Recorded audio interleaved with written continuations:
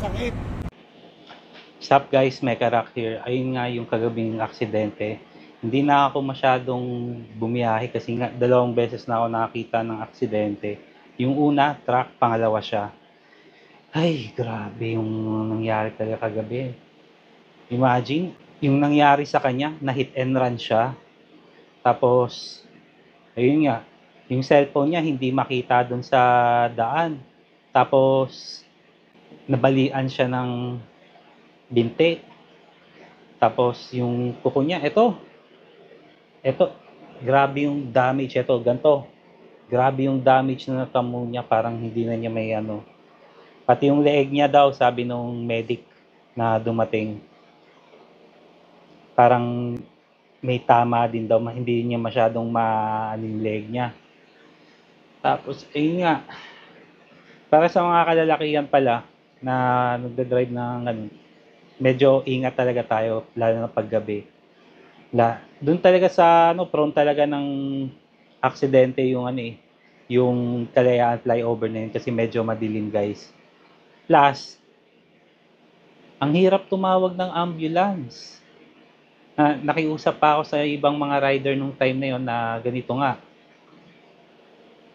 Kung may makita po kayo dyan na ano, na enforcer or ambulance, sabihin nyo kailangan ng tulong dito. Ang pinaka-point ko dito guys, di ba marami naman tayong signage? Kahit papaano man lang maglagay ng signage sila na hospital, tapos contact number, yung mga emergency, yung bawat city, di ba, para mas mabilis makontak yung mga ambulance, kunwari, sa Makati, ito yung contact number, hotline number o contact number ng ano, ng hospital dito sa Makati, meron sana, at least mabilis makokontak sila. Wala, halos inabot kami ng 30 minutes doon sa video na yon na nag-antay ng ambulance. May dumating pang mga marshal ng Taguig, ng BGC. Tapos sila ang kumontak pa para sa amin. Kasi hindi namin alam kung paano kami kokontak sa hospital or sa ambulance. Yon. Kasi nga 'di ba, hindi ko alam kung gumagana pa yung 911 na ginawa dati noon. 'Di ba?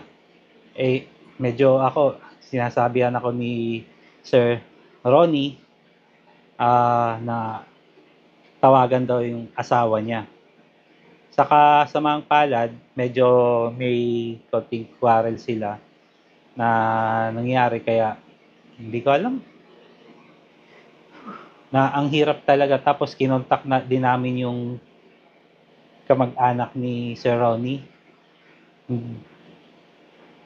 Hindi matawagan eh. Nakapatay tapos yung cellphone din niya tinawagan namin. Nung una nag-ring lang, pangalawa wala na. Nakapatay na yung cellphone niya. Well, sa cellphone na nakakuha na, sa nakakuha ng cellphone ni Sir Ronnie, sana ibalik ninyo sa kanya yon kasi andun lahat ng contact number niya. Buti na lang may mga ibang nakita ng post ko na medyo may malapit sa lugar niya at i-contact na daw. Sa kasamang palad, wala yata siyang kamag-anak masyado dito na sa malayong lugar daw. Yun yung sinabi sa chat sa akin sa message. Tapos, sa nag-hit and run sa kanya, makonsensya ka sana kasi binangga mo siya tapos tumakbo ka. Eh paano kung ikaw yung naka ikaw yung nabangga doon, oh, tapos ma-hit and run ka? Eh di kawawa ka, di ba? Criminal yung ginawa, crime yung ginawa mo po sa ano, liability mo dapat yun, hindi mo tinatakbuhan yung mga ganung bagay. Kawawa yung rider na tinakbuhan nyo po. Nandun, nasa OSMAC siya ngayon. Hindi ko na alam kung ano yung update sa kanya kasi wala nga siyang cellphone na wala nung time din na yun. Hinahanap namin ng ibang rider. Shoutout dun sa isang Move It rider na may kasama siya na pasahero. Tinutulungan niya din kami. na tawagan yung asawa niya. Pero hindi umaano talaga. Nung una, sumasagot, pangalawa, ayaw na kaming sagutin. Nag-text na lang kami. Nag-text na lang yung pasahero ng Move It na ayun nga, punta na lang siya doon. Tapos, eto pa nga, biruin mo, ang tagal ng inano ko doon na oras bago dumating yung ambulance, di ba? Grabe talaga, naawa talaga ako dun sa rider na ano, bali paa, bali na yung binti. Iba, possible, ewan ko kung mababakal pa yun o hindi. Kasi ang laki ng sugat talaga dun sa live ko. Grabe. Nawalan ako ng ganang bumiyahe talaga kagabi. Isang beses lang ako nagano, yung nag-set destination na ako tapos umuwi na ako. Nasa isip ko pa rin habang bumibiyahe ako, nasa isip ko pa rin yung nangyari kay Sir Ronnie. That time talagang hindi pa maano. Biruin mo, bumibiyahe ako kagabi. Yung sobrang ingat na ako. Tapos maihatid ko lang yung pasahero ko. Tapos after nun, uwi na kagad ako. Nag-offline na ako. Tapos, ayun nga.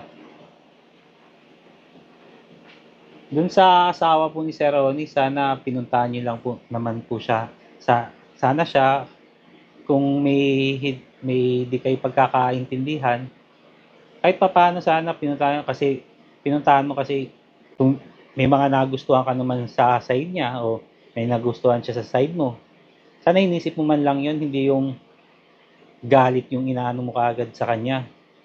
Yun lang, nakakaawa talaga si Sir Ronnie nung araw na yun, kagabi. Hindi ko alam kung gusto na niyang tumayo. Tapos gusto niyang pumunta dun sa bahay ng asawa niya. Hindi talaga siya makatayo kasi bali yung ano niya. Konting galaw lang niya, nakita niyo sa live guys. Konting galaw lang niya, sumasakit yung ano niya. Grabe. Ouch. Yung nai-imagine ko yung sakit niya, parang ginaganyan, no. Tapos ang dami pang dugo na umano talaga sa kanya. Pati sa puwet niya meron siyang tama din eh, parang nabutas yung pantalon niya. Ayun. Grabe yung sakit na ano niya, na tumama sa kanya talaga. Whew. So yun lang naman guys. Yung pinakaano ko dito sa mga kalalakihan, guys, doble ingat tayo, wag yung ano. Kung nakainom man kayo, yung talagang sobrang lasing kayo, wag na kayong umuwi ng ganon. Wag na rin kayong ano, tawag dito, matulog na lang kayo sa barkada ninyo. Tapos, ayun nga, doble ingat talaga ang kailangan. Pati yung sa mga bawat city, kunwari, si Makati, may ambulance hotline number, contact number. Si Taguig, meron ding sariling contact number. Ganun sana para hindi ano, mabilis kaagad makontak yung ambulance kasi halos inabot kami doon ng 30 minutes. 30 minutes siguro. Hindi ko pa naano yung live ko kasi ayun nga, ikinat ko na. Yun lang naman guys. Basta, ingat kayo guys. Ride safe lagi sa inyo. At tandaan nyo, may nag-aantay pa sa inyong pamilya. Okay? Yun yung finish line natin. Yun lang naman ng ano ko, message ko. So, bye guys. Peace out.